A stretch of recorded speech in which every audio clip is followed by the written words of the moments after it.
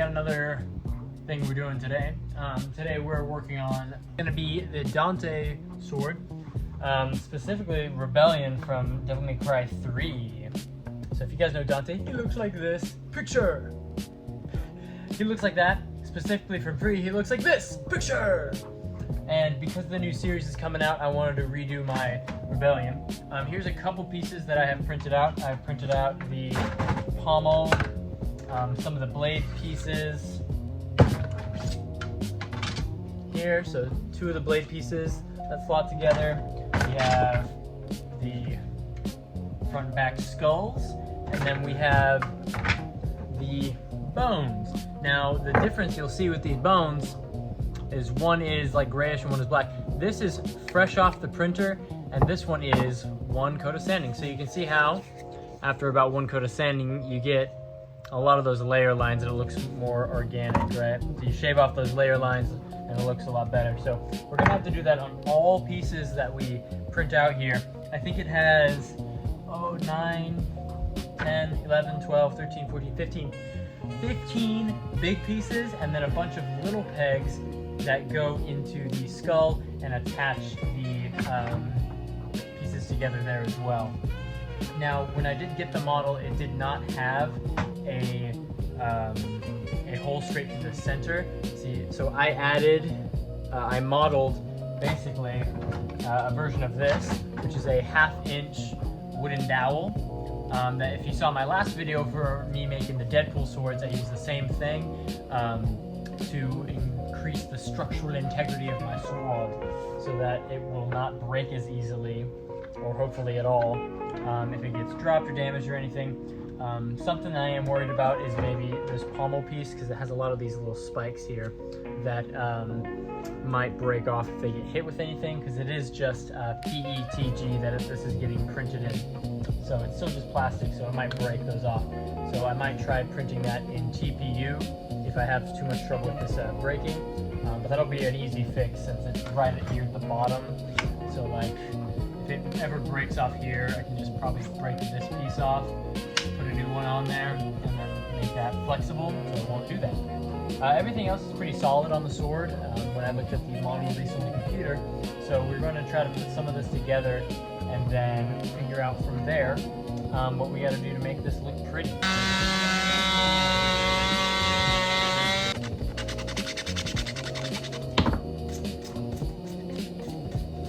I feel like a paleontologist now.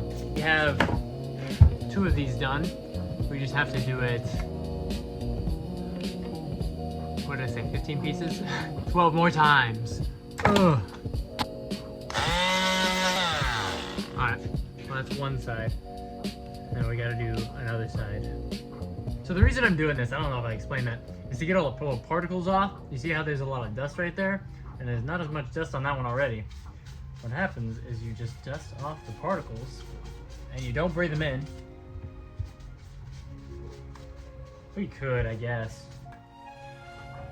Alright, now that we got quite a bit of this sword sanded down, you can see a lot of it is now gray and stuff. Now what we're going to do is we're going to use that wooden dowel that I had mentioned earlier. This is a 1/2 inch wooden dowel that I used to model and cut out. I said that earlier too, I think. But we're using this 1/2 inch wooden dowel to run through the length of the sword. We're going to get it as far as we can. We're probably going to need 2 to get the whole length of the sword, because I think the sword is like this tall. So it's going to be at least 2 of these, because this one goes to here, and then we'll need another one for the rest. But we're going to use our E6000 and glue the pommel first. So we're just going to go around the inner part right here. Just dump it in there. It's basically going to go the whole length of the sword, so we're going to be using a lot of E6000 on this sword.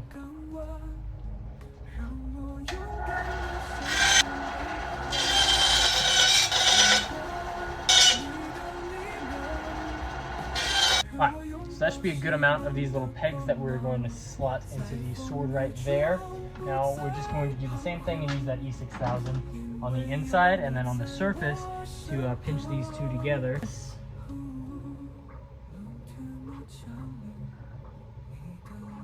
Alright, and we'll just Each one of these. Now, if these are too big, we might have to trim them down even more. There we go. Let's see. Oh, perfect. Well, I love measuring. Look at that, perfect fit. Now what we're gonna do is the same thing. We're gonna use that tape to try to pinch all this together. A lot of 3D printing builds are this kind of process of just kind of gluing, sticking, but we're already looking pretty cool. You know, that's the start of a sword. Not so glamorous, but it'll look really cool after we get some layers on here. Now, the next one we're going to do is the same thing on here. So we're going to cut out a few more of those little pieces out of this dowel because we need to fit it into those little holes right there. So we need 4 of them. So I will do the same thing. Rinse and repeat. Get some layers on here.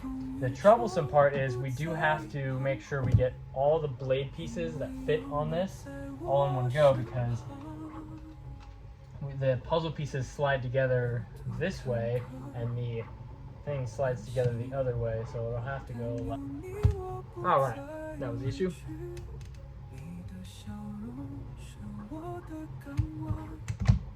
Okay. So, we have the sword that much put together now. Here we have this piece that'll also go in a mount of the way up. I don't think it'll take all of that to finish the sword. I think it'll take about half of it. So we will see how many pieces we have. We have 1, 2, 3, 4 pieces left. 1, 2, 3, 4, 5 pieces left. Sorry. So we have 5 pieces left to stick together, which if it's about the same rate, it'll probably end up right here. Yeah, so to put the next piece on, we're gonna wait for some more stuff to print, and then we will stick the rest of the pieces on so we can get the dowel measured and everything. The full length of the sword, which is that, is the full length of the sword here. So we'll have to sand down the rest of it, but we can wait until it's all glued together at that part. But this is a pretty big old sword that is gonna look great for our Dante cosplay. So I'm very excited.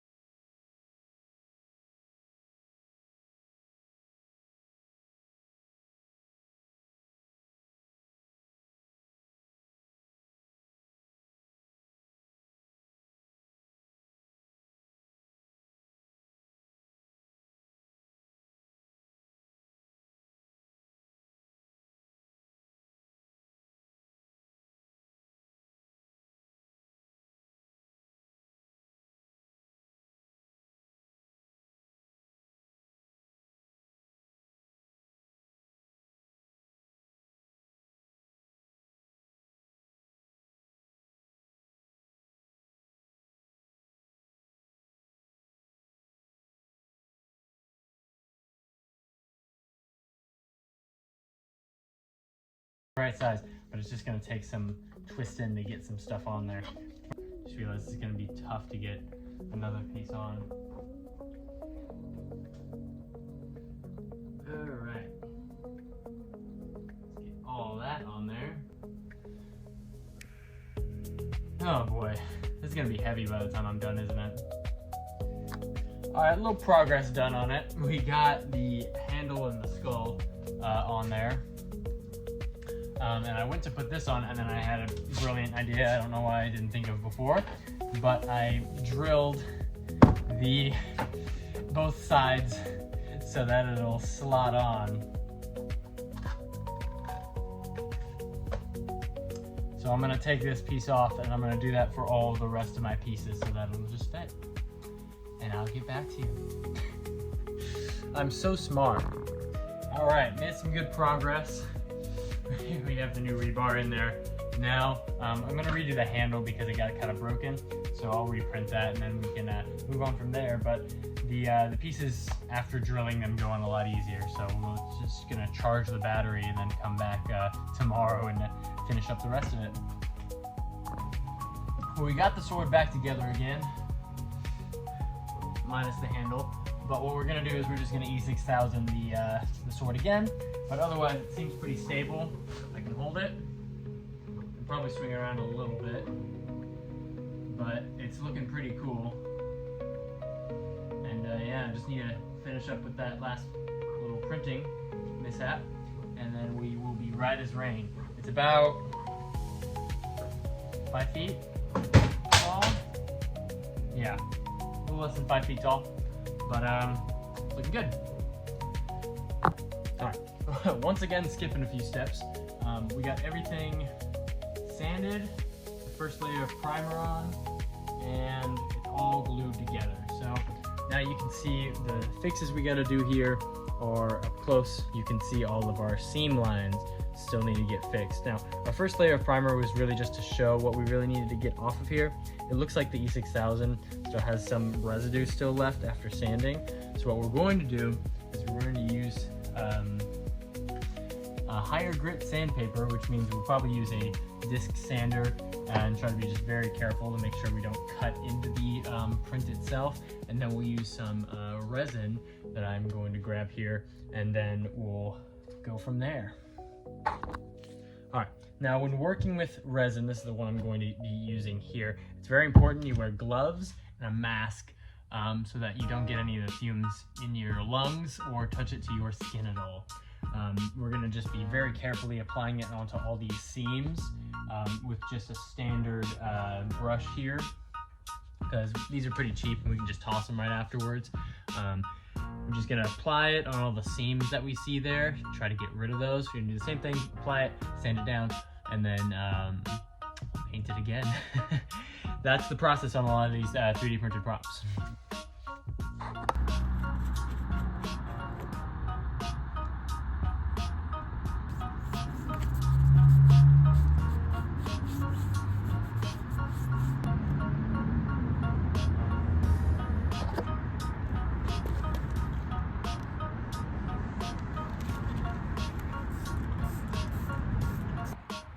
All right, so we sanded it and it's looking pretty good. Most of our seams are pretty decent. We'll have to re-glue one spot right here because it keeps twisting and breaking. But all around, looks pretty good. It's enough to fill most of it, so we're gonna spray fill a decent chunk of it, and then I'll glue that spot, and then we'll finish it up from there. All right, we're getting real close to final layers on this sword. What we really need to do is finish the rest of these seams, because you can still see them pretty easily on a lot of these parts. So what we're going to do is we're going to hit it with a quick seal, which is what I usually use. It's what I used in the last video to smooth out my prints. It's what I'm more comfortable with. I just wanted to test out the resin to see how it would do, and it didn't do much better than the quick seal. So I think I'm going to stick with that, and then I'm going to use the, where is it? Disc sander. It has a cutting blade on it from when I cut the other thing still, but we have a sanding wheel that we're going to use instead, and just really get a shave off of this. Hopefully we get it perfectly smooth, and then that'll be our final smoothing, and then we can finally paint this thing. All right, don't mind this. This was another project I was working on. I was painting the Master Sword sheath because I did not make one when I made my Master Sword. But it's all dry. We put our quick seal on there, and we used our circular sander to get it looking nice and pretty. Not pretty, it's smooth at least. But now what we're gonna do is we're gonna sand the filler primer we do have on there now. So another layer of sanding, and then hopefully that's the last one. And then I think I have to get more 2-in-1, but we're close to the end. Oh, almost there! Alright, here's my very funny setup that I've clamped the drying piece to the shelf there. We're gonna wait for it to dry, which will probably take till the next time we work on it. And then we're probably going to test to see how well the seams are with some more filler primer. There's a light behind me. And then we'll see what we got from there. Okay, well, we filled it one more time with the spray, and it's looking pretty good. The only thing is, we can still see some of those seams. So now, we've finally done it. We've gotten Bondo. So now what we're going to do is we're going to fill it with this Bondo, and we're going to see if that makes a difference on the filling of this bad boy. Alright, now we finished Bondoing all these segments. Now we're going to sand it again and see how it came out. Alright, feels like every time we're a little bit closer, but we got to do it one more time. Alright, we are in the end game now. Cue Doctor Strange right here. It's not gonna be there, but here we have the Rebellion sword. We got the black side painted, and then here's that side filled with the Bondo, so you can see just how much of a difference that makes on the sword. But after this layer of gloss black 2 times coat, what we're gonna do is we're gonna hit it with the metallic finish chrome paint. An FX acrylic solution. This is a really good gunmetal color. I'm either going to use this one, or I might get a flat iron spray paint, and that might also do it. But this is going to be a darker silver than the blade, everything. But it's looking good. All right. Here's how it came out. A nice silver blade, dark handle. I might extend the dark all the way to here, to these little bumps, but I'll have to mask it off and do that. But otherwise, I think our paint scheme has come out beautifully on this sword. Just look at this thing. Oh, what the heck? It is from the ground to here, so maybe about 5 feet. About 5-foot sword. Is that 5 something? Maybe a little less than 5 feet. But oh my gosh, it's looking beautiful. I'm very excited to wear this with my Dante cosplay. I might have some short videos on that soon, or maybe even a long form video coming up shortly as well. But stay tuned, and we'll do some more content with this bad boy here soon. So catch you later.